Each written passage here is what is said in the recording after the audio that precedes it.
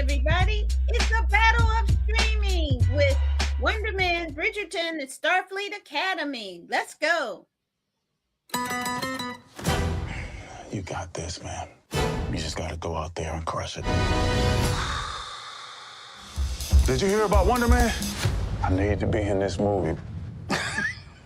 Sorry, you crazy. Where was he in before? Pretty sure he used to be a terrorist. This is Simon Williams, an actor. I think he's super powered and incredibly dangerous. I just need some proof. No, he was not glowing. They intend to find out about my secret. Our lips are sealed.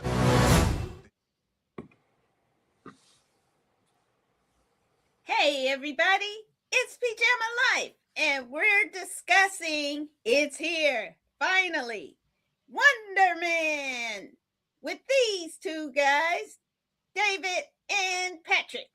Say hi. Hey, everybody. Hello. All right.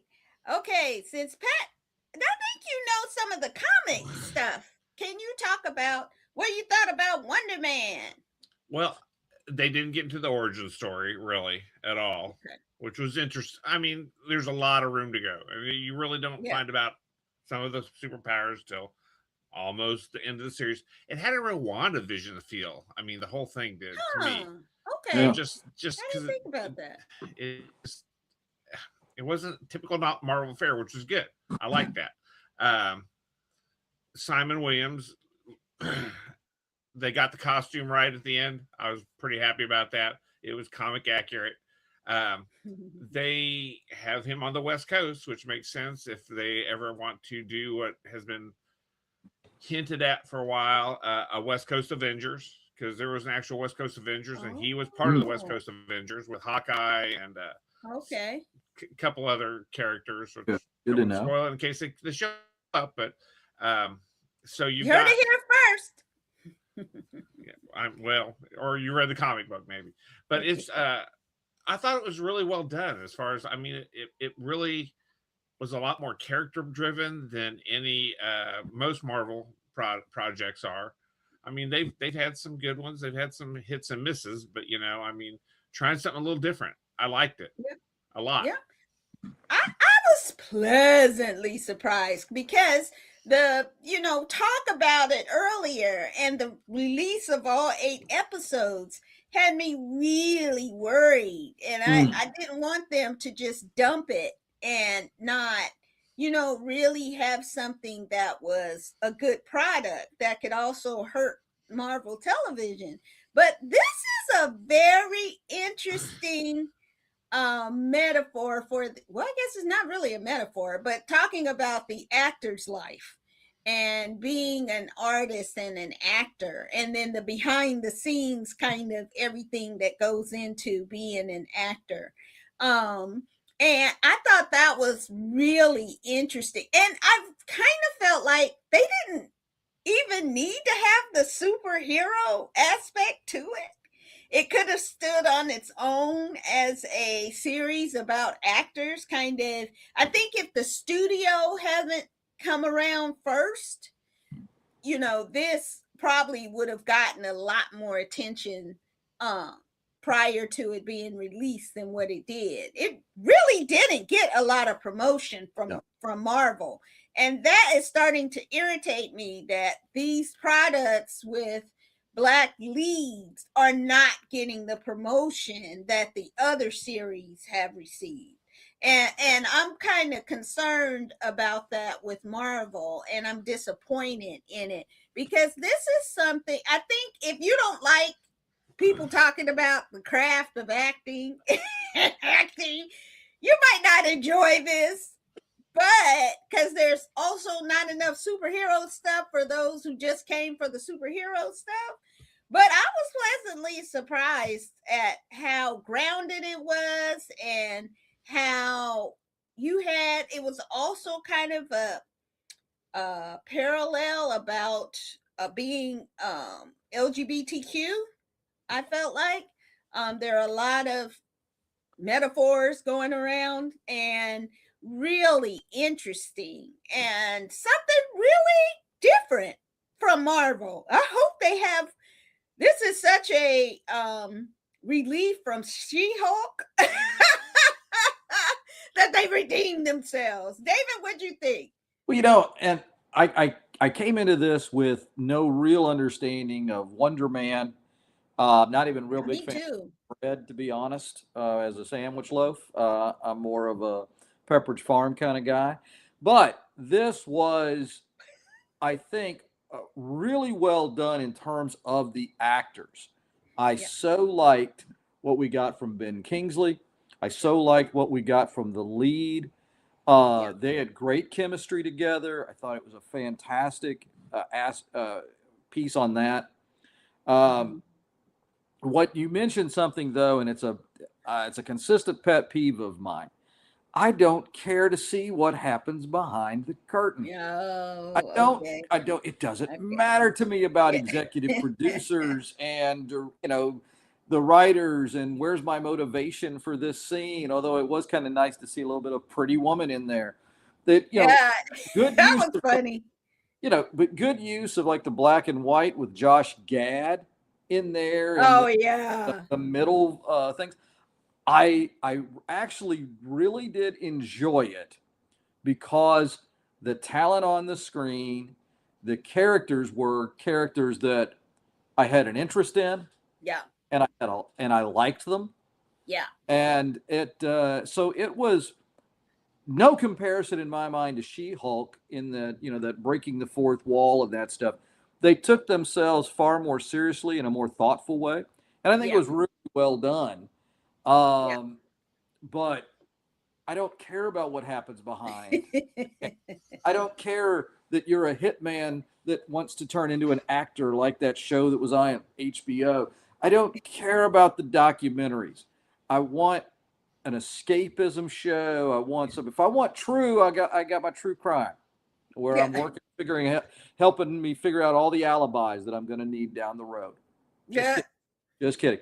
But this was smart. It was creative. And I got to tell you, Ben Kingsley kind of even redeemed himself a bit because I found the whole Mandarin aspect of Iron Man 3 to be kind of weak because he was an actor playing it. I hated that. So I really like to see him really, man won an Oscar. And you can tell why when you see this show. But big thumbs up for this production. Wonder Man, I'll say it, was wonderful. Yeah, and they had some funny little Easter eggs in there too. They did. That, was really a nice nod. Pat, did you have anything more to add? I'm sorry. Well, my internet's been kind of spotty. I did enjoy the Josh Gad bit and the doorman ding dong. Oh yeah, ding dong. Ding dong. That was so dumb. It was perfectly done. I mean, it was just the right amount of dumb.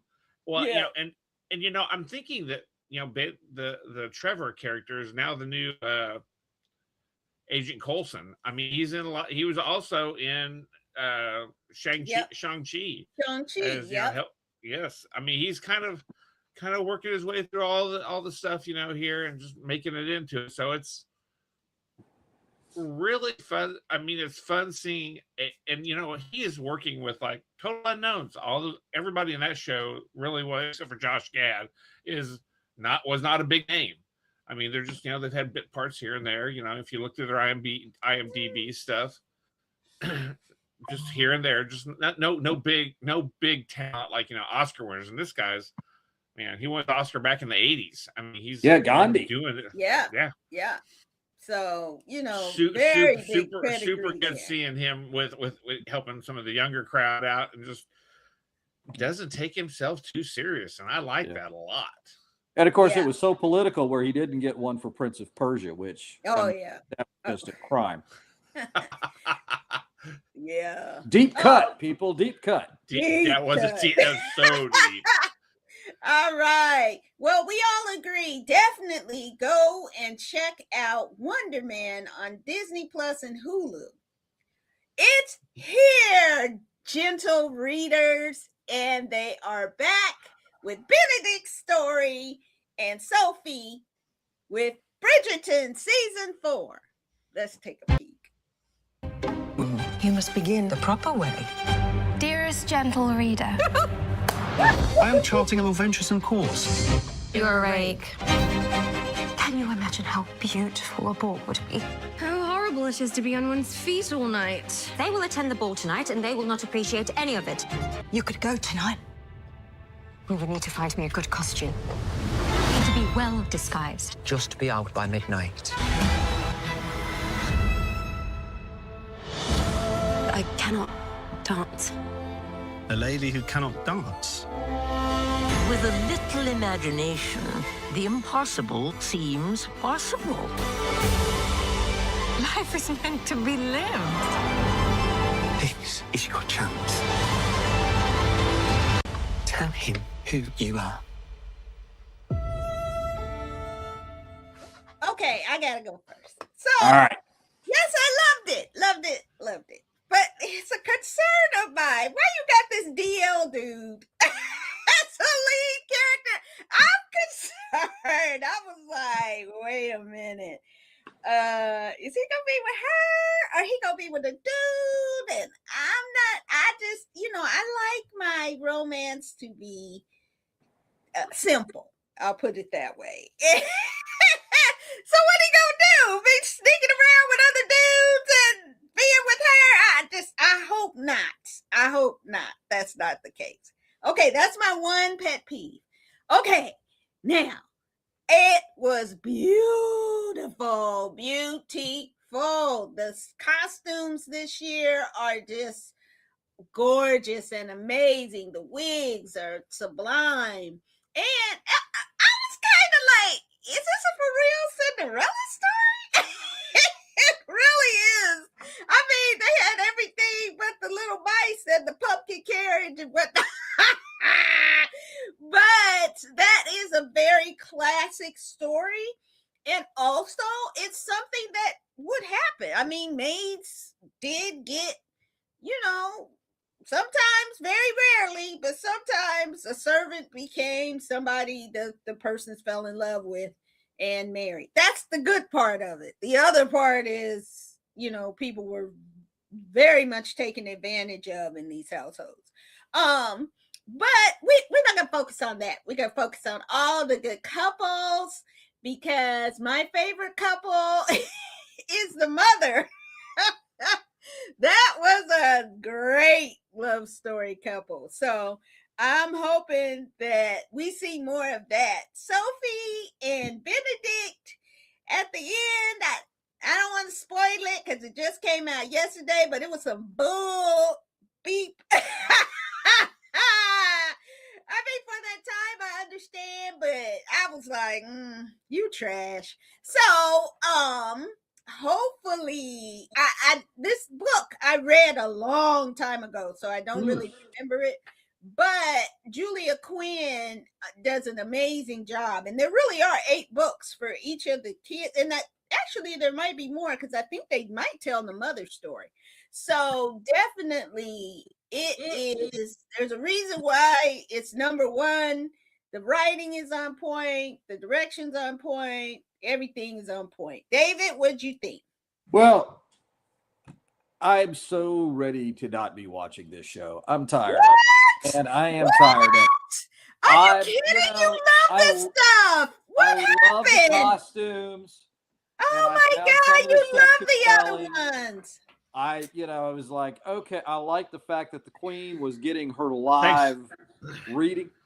What's that? Just coming over to the dark side. Thanks a lot. You be quiet. We got sandwiches. I am so tired. I am so tired of. So disappointed. Because it's like it's always the same thing. It's just, and then there's some confusion. And, and very honestly, when, I prefer my masquerade balls to be just like Eyes Wide Shut, which also was a complete ripoff. What? You want some freaky sex stuff in there? My complete ripoff from My Bar Mitzvah, that camera angle, shot for shot. My gosh. You know, Ooh, so David, hidden depths to you. My God, what is going on? so I'm just, you know, but no, I mean, yeah, it's like the Cinderella. That was good. I think the costumes are wonderful in that aspect. I do like the Queen, but man, I'm dragging the first season, the second season, last season even, because I really did Okay, so like the last lead. season wasn't. No, But I like the second lead. It was the season gossip, wasn't you know, the best. gossip girl getting her, you know, getting her guy and all. But man, I'm just like, all right, how many? We're gonna recycle this. And the cool guy, the breakout guy from the first season, he ain't back, right? I mean, No. I mean, and he's a fool because he left to do what? You ain't seen him in nothing good. seen him in some So very small roles since then. I'm sorry yeah, to he say. left Of course, this he was in huge Dungeons and franchise. Dragons and has his own action figure now. But nonetheless, I mean, but yeah. I'm disappointed in David's review. Oh and I already know no! Matt didn't watch it, so you two get a thumbs Hey, down. And Dave, Bridgerton gets a thumbs up, baby. Definitely. Dave, go I and guess watch I won because I didn't waste Bridgerton. how many hours? How many hours? Oh, I guess I He There's a won. didn't few. waste There's a few. anything. Good. All right. Forget y'all. Next up is we're doing it weekly is Starfleet Academy. Another show with good costumes. Let's take a look. Father, I could learn valuable skills at Starfleet Academy. Federation technology would not have saved your brother. How many Klingons are left in the quadrants, Jaden? Enough to know that each Klingon matters. Battle is the language we use to honor each other. Incoming fire from the Klingons.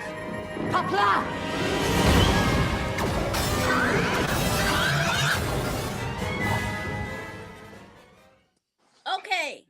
So y'all know I'm a huge Trekkie. Yeah. So let me start off with a problem. A problem is, why do the Klingons keep changing? This is ridiculous. Their whole like figures and stuff keep changing. I don't like that. Now, this was probably the best episode they've had. So we're seeing an upward trend of episodes. Yeah. Thank goodness. And I'm hoping that they keep on this upper trajectory of storytelling.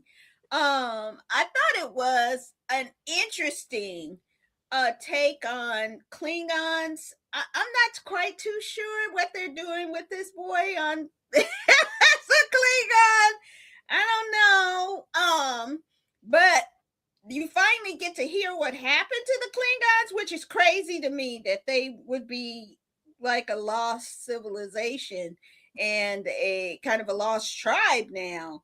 And Starfleet, and that's a problem for me for Star Trek as a whole. As why would you have the historic main adversary of the Federation now be reduced to a lost tribe one?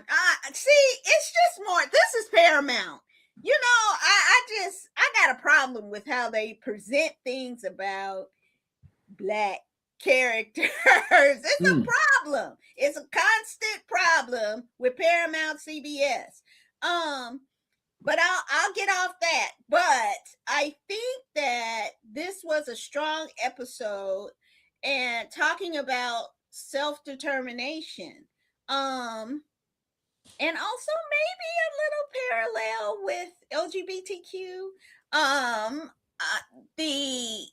I think that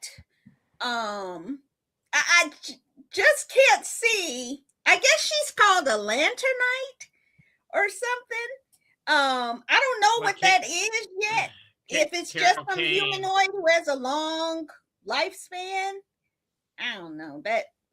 I don't like her character too much. But I tell you, who was Guinan and Carol Kane's character? They're all Guinan. She's a Guinan. Oh, yeah. Okay. That's really even more weird. Okay. That's even more weird. Sure. It's even more weird. Wow. But I Okay, we'll look it up. But I think it had one of the best lines of the series so far when her old Klingon boyfriend said to her, time has had a light touch with you. I was like, that's the coldest compliment you could give a mature woman. That was awesome. Take notes, dudes out there. But I thought it was well acted and it made sense. And I thought a Klingon Master Debater was pretty cool. Pat, what'd you think? Y'all didn't get that joke, but okay. Oh, I did. I did. I'm not going to touch that joke. Yeah, sure. So here's the thing I would say. Best episode yet, for sure. Yeah. As far as it felt like a much more traditional Star Trek. You didn't see any of the kind of goofiness you kind of saw in some of the first ones, or the really kind of making it dumbed down to a teenage level. It felt like this was well done. I mean, you're seeing the characters starting to grow. You're starting to get some of the things about the individual characters. You're seeing, the misfits becoming, more socially, adept in working with each other and at least solving their problems, talking about things. There's a lot of room to grow in this show. I can tell you there's so many characters they haven't really done much with yet, but there are obviously main characters. You're going to see this if they go a couple, 2 or 3 seasons with this could be a really great show. I mean, if you look, like I said, any of these ones we looked at, the other Star Treks when they first came out, when Next Gen came out, it was everybody's like, this isn't. Where's Kirk and what's all this? I got a Klingon. And then you get Voyager, you get Deep Space Nine. They're not even going anywhere. They're just sitting on a space station. Voyager was amazing. And thank God they brought the Doctor back because he was one of the most interesting characters out of it. And so good to see all this coming back. They all start a little soft because there's so much they have to build, and they're doing a great job at world building with this. So here we go. So I'm excited to see. One more thing I thought was great was, did you notice the name of one of the ships at the end? The Riker. The Riker! And I was like, finally, the man who defeated the Borg the first time, he should have gotten an honor like that. So as much as as many of those shows as he's directed too, you definitely it could have been the Frakes. Yeah, you got to give him his flowers. There was quite a bit of honoring in the background though of some of the different characters. I think. Yeah, you saw the Starfleet Academy Admiral James T. Kirk place. Yeah. So, I mean, this was cool. Far and away the best episode of the 3. I think it really was stronger, and I had a problem with the resolution of the story at the end. I was like, this is, man, I mean, this does not, in my mind, really, it speaks to almost a patronizing way to treat the Klingons, and it also kind of, I think, unnecessarily makes the Federation look weak. But that was my initial thought. I said, well, wait a minute, let me go back. I watched an episode where Worf, pretended to be in charge of the Enterprise with the human crew and said, surrender. And so that was a little bit of a ruse, but it was a similar vein. Yeah. Somebody, a critic might say it was derivative, but there's been a little bit of that. Yeah. Of that with this. But I thought it was a really strong episode. I thought about you guys because, Pat, if I recall, I know you did debate either in high school and college or one of those. High school, yeah. And I did, debate in high school and then did some speech stuff in college. Yeah. So that was kind of a neat thing when I'm hearing affirmative and negative in the topics. That was it. I did enjoy it. I guess, man, I read later what people thought, and maybe I wasn't watching it close enough. I didn't get a homoerotic vibe. What? How could you not? Whoa! I did. Between. How could you not? Maybe I was just. They all touching and close, and he's holding his chest, and Yeah, they're breathing heavy. Yeah, Are you it was. I read later. I'm like, oh, I missed that. My gaydar went right was off. I'm just saying. Yeah, I thought it was a dude. immediately. And that's two the aliens. second person too. So I'm kind of like, oh, they're making him gay. I mean, making something. But yeah. nonetheless, I thought it was I didn't catch that. I just thought of one guy being one guy stressed out and hurting, and another guy trying to show him some compassion. But I have to go back and watch it again to see if it's got that sense of Sparta. Well, they are in San Francisco, for goodness sake. I mean, oh, David, no. Sparta was definitely a focus moment. Some people like oysters, that kind of thing. Yeah. Oh yeah, that legend. That was such a wonderful way to walk around that whole question in that particular time period. And this, maybe based on just that guy being a real butthole through the first 2 or 3 episodes. I can't remember what species he was, but he, maybe he's just jacking with the Klingon, because there's a lot of entendres here and innuendo tonight. Double entendre, si. Oui. Yeah, there's a lot. There was there was definitely some sexual tension, I would say, between those two.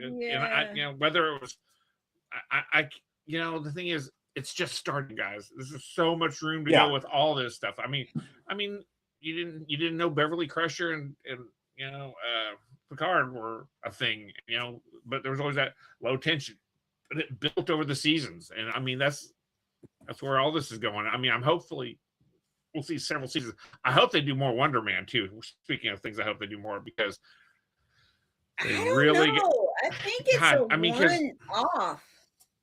There's a lot of talent. They left it on such a, no kidding, no pun intended, upward trajectory. Yeah. At the end, when so you got since this is apparently a very punny show today.